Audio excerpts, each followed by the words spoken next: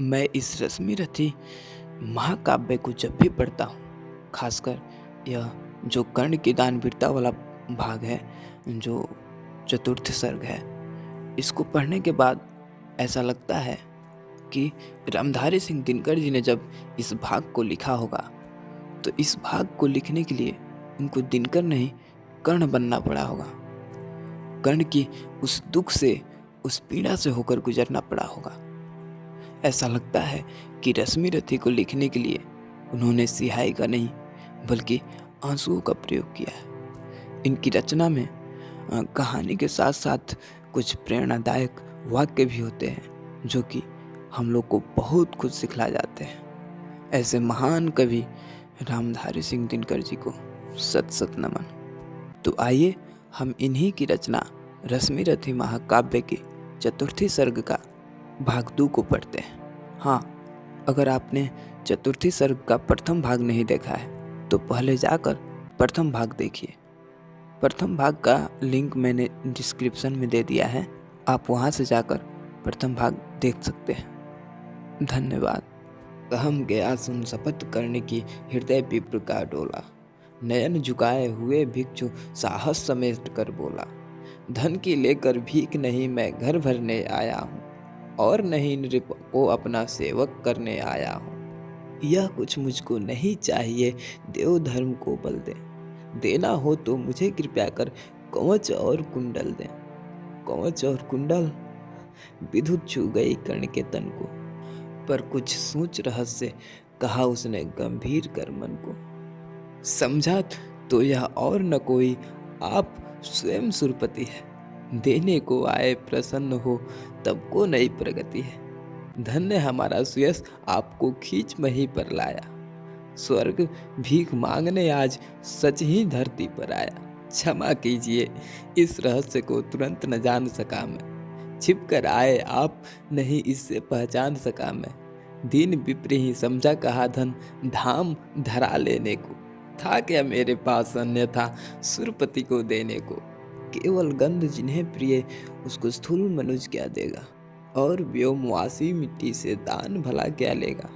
फिर भी देवराज भिक्षुक बनकर यदि हाथ पसारे, जो भी हो पर इस सुयोग को हम क्यों अशुभ विचारे। अतः आपने जो मांगा है दान वही मैं दूंगा, शिवी दधीची की पंक्ति छोड़कर जग में अयस न लूंगा।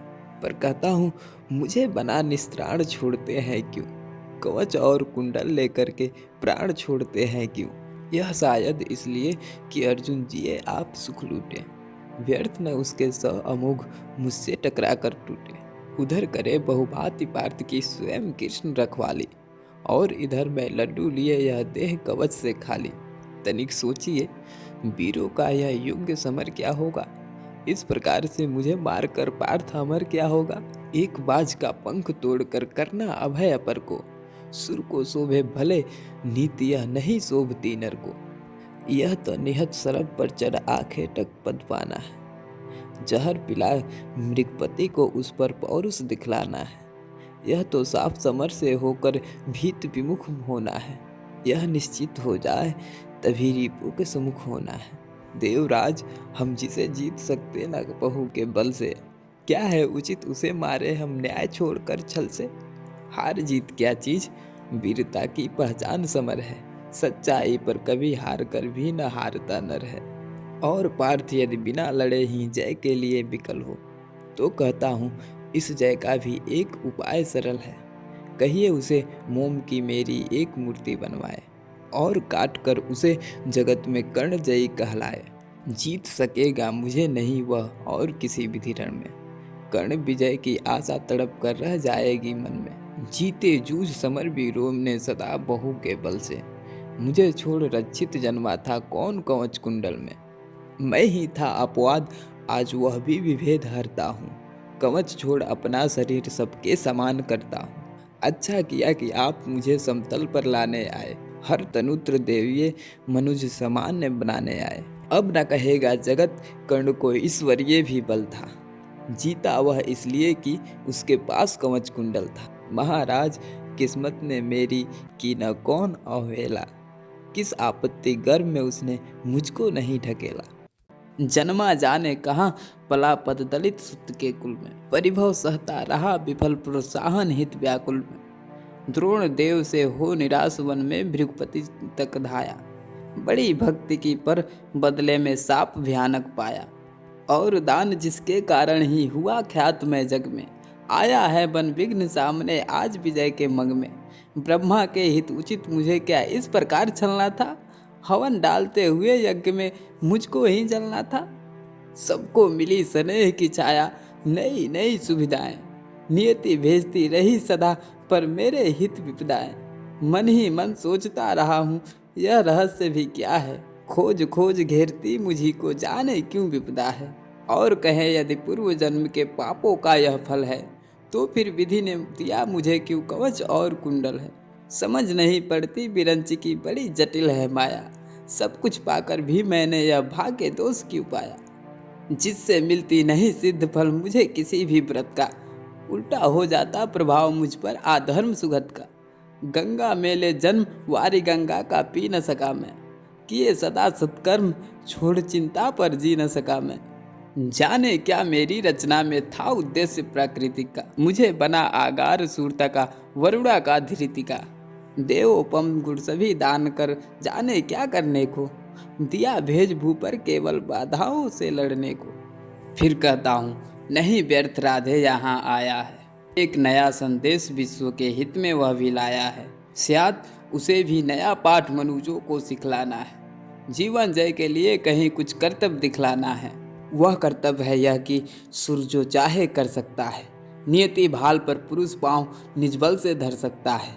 वह कर्तव्य है यह कि शक्ति बसती न वंश किया कुल में। बसती है वह सदा वीर पुरुषों के वक्ष पृथुल में। वह कर्तव्य है यह कि विश्व ही चाहे रिपु हो जाए। दगा धर्म दे और पुण्य चाहे ज्वाला बरसाए। पर मनुष्य तब भी न कभी सत्य पथ से टल सकता है। बल से अधड़ को धकेल वह आगे चल सकता है।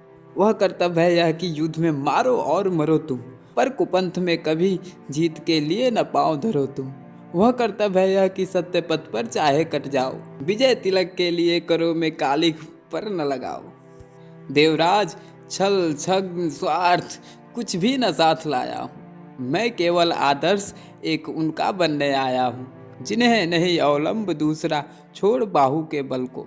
धर्म छोड़ भजते न कभी जो किसी लोभ से छल को। मैं उनका आदर्श जिन्हें कुल का गौरव ताड़ेगा। नीच वंश जन्मा कहकर जिनको जग धिक्कारेगा। जो समाज के विषम बहन में चारों ओर चलेंगे। पग पग पर झेलते हुए बाधा निस्सीम चलेंगे। मैं उनका आदर्श कहीं जो व्यथा न खोल सकेंगे। पूछेगा जग किंतु पिता का नाम न बोल सकेंगे। जिनका निखिल विश्व में कोई कहीं न अपना होगा। मन में लिए उमंग जिन्हें चरकल कल्पना होगा। मैं उनका आदर्श किंतु जो तनिक न घबराएंगे। निज चरित्र बल से समाज में पद विशिष्ट पाएंगे। सिंहासन ही नहीं स्वर्ग भी उन्हें देख उन्नत होगा। धर्म हेतु धन धाम लुटा देना जिनका व्रत होगा। श्रम से नहीं विमुख होंगे जो दुख से नहीं डरेंगे। सुख के लिए पाप से जो नर कभी न संधि करेंगे। कर्ण धर्म होगा धरती पर बलि से नहीं मुकरना। जीना जिस अप्रतिम तेज से उसी शान से मरना। भुज को छोड़ न मुझे सहारा किसी और संबल का। बड़ा भरोसा था लेकिन इस कवच और कुंडल का। पर उससे भी आज दूर संबंध किए लेता। देवराज लीजिए खुशी से महादान देता। यह लीजिए कर्ण का जीवन और जीत कुरुपति की। कनक रचित निःश्रेणी अनुपम निज सूत की उन्नति के। हेतु पांडव के भय का परिणाम महाभारत का। अंतिम मूल्य किसी दानी जीवन के दारू व्रत का।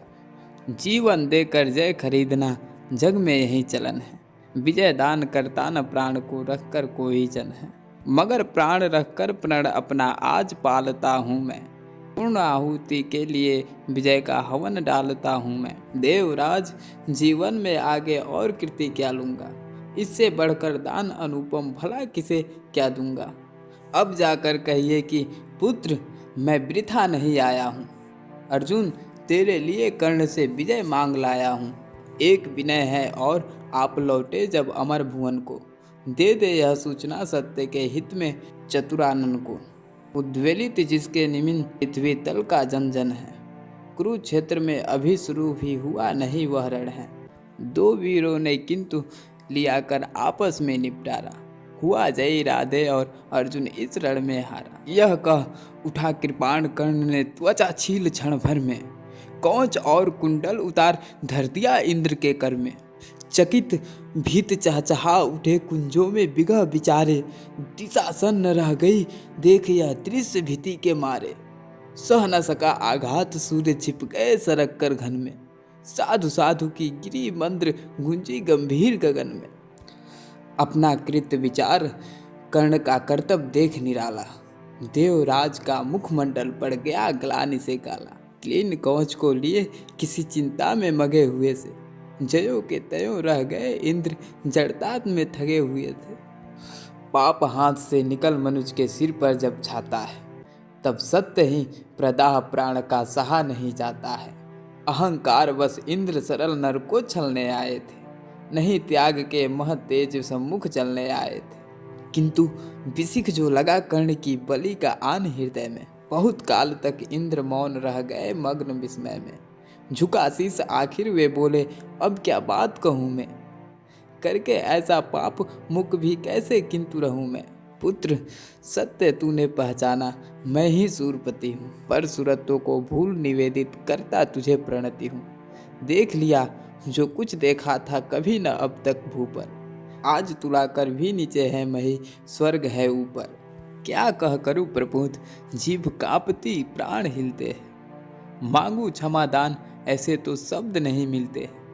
दे पावन पद धूल कर्ण दूसरी न मेरी गति है।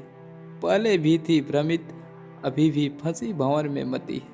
नहीं जानता था कि चलन इतना संघारक होगा। दान कवच कुंडल का ऐसा हृदय विदारक होगा। मेरे मन का पाप मुझी पर बनकर धूम गिरेगा। वज्र भेद कर तुझे तुरंत मुझ पर ही आन गिरेगा। तेरे महातेज के आगे मलिन हुआ जाता। कर्ण सत्य ही आज स्वयं को बड़ा क्षुद्र पाता। आह खली थी कभी नहीं मुझको यूं लगता मेरी। दानी कहीं दिव्या है मुझ में आज चाह भी तेरी। तीर्ण सा विवश डूबता उगता बहता उतरता है। सील सिंधु की गहराई का पता नहीं पाता।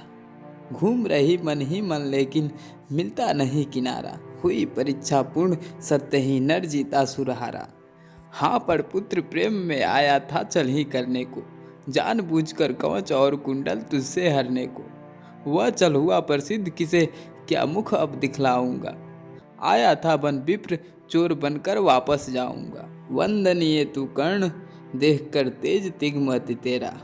कांप उठाता आते ही देवत्व पूर्ण मन मेरा। किंतु अभी तो तुझे देख मन और डरा जाता है। हृदय सिमटता हुआ आप ही आप मरा जाता है। दिख रहा तू मुझे ज्योति के उज्जवल शैल अचल सा। कोटि कोटि जन्मों के संचित महापुण्य के फल सा। त्रिभुवन में जिन अमित योगियों का प्रकाश जगता है, उनके पुंजीभूत रूप सा तू मुझको लगता है। खड़े देखते जगन नियता पीछे तुझे गगन में। बड़े प्रेम से लिए तुझे ज्योति मर आलिंगन में। दान धर्म अगणित व्रत साधन योग यज्ञ तप तेरे। सब प्रकाश बन खड़े हुए हैं तुझे चतुर्दिक घेरे। मही मग्न हो तुझे अंक में लेकर इठलाती है। मस्तक शुंग स्वतः अपना यह कहकर जतलाती है। इसने मेरे अमित मलिन पुत्रों का दुख मेटा है। सूर्य पुत्र यह नहीं कर्ण मुझ दुखिया का बेटा है। तू दानी मैं कुटिल प्रवंचक तू पवित्र मैं पापी। तू देकर भी सुखी और मैं लेकर भी परिपाती। तू पहुँचा है जहाँ कर्ण देवत्व न जा सकता है। इस महान पद को कोई मानव ही पा सकता है। देख न सकता अधिक और मैं कर्ण रूप यह तेरा। काट रहा है मुझे जाग कर पाप भयानक मेरा। तेरे इस पावन स्वरूप में जितना ही पगता हूँ, उतना ही मैं और अधिक बर्बर समान लगता हूँ। अतः कर्ण कर कृपा यहाँ से मुझे तुरंत जाने दो। अपने इस दुर्धर्ष तेज से त्राण मुझे पाने दो। मगर विदा देने से पहले एक कृपा यह कर दो। मुझ निष्ठुर से भी कोई ले मांग सोच कर वर लो। कहा कर्ण ने धन्य हुआ मैं आज सभी कुछ देकर। देवराज अब क्या होगा वरदान नया कुछ लेकर, बस आशीष दीजिए धर्म में मेरा भाव अचल हो। वही छत्र हो, वही मुकुट हो, वही कवच कुंडल हो। देवराज बोले कि कर्ण यदि धर्म तुझे छोड़ेगा, निज रक्षा के लिए नया संबंध कहाँ जोड़ेगा। और धर्म को तू छोड़ेगा भला पुत्र किस भय से, अभी अभी रखा जब इतना ऊपर उसे विजय से। धर्म नहीं मैंने तुझसे जो वस्तु हरण कर ली है, छल से कर आघात तुझे जो निसहायता दी है, उसे दूर या कम करने की है मुझको अभिलाषा। पर स्वेच्छा से नहीं पूजने देगा तू यह आशा। तू मांगे कुछ नहीं किंतु मुझको अवश्य देना है, मन का कठिन बोझ थोड़ा सा हल्का कर लेना है। ले अमोघ यह अस्त्र काल को भी यह खा सकता है, इसका कोई वार किसी पर विफल न जा सकता है।